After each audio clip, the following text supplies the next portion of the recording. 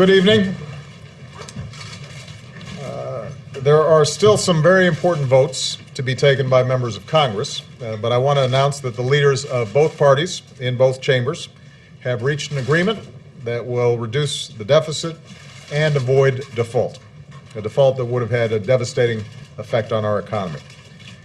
The first part of this agreement will cut about $1 trillion in spending over the next 10 years, cuts that both parties had agreed to early on in this process.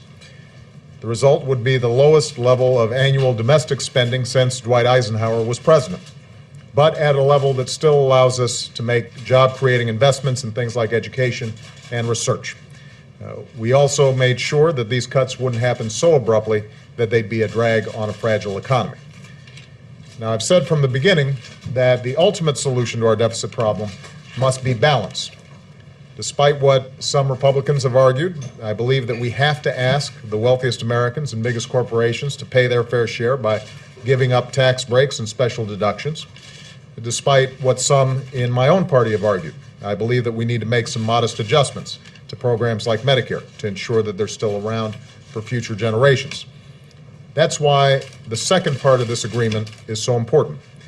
It establishes a bipartisan committee of Congress to report back by November with a proposal to further reduce the deficit, which will then be put before the entire Congress for an up or down vote. In this stage, everything will be on the table. To hold us all accountable for making these reforms, tough cuts that both parties would find objectionable would automatically go into effect if we don't act. And over the next few months, I'll continue to make a detailed case to these lawmakers about why I believe a balanced approach is necessary to finish the job. Now, is this the deal I would have preferred? No. I believe that we could have made the tough choices required on entitlement reform and tax reform right now, rather than through a special congressional committee process. But this compromise does make a serious down payment on the deficit reduction we need and gives each party a strong incentive to get a balanced plan done before the end of the year. Most importantly, it will allow us to avoid default and end the crisis that Washington imposed on the rest of America.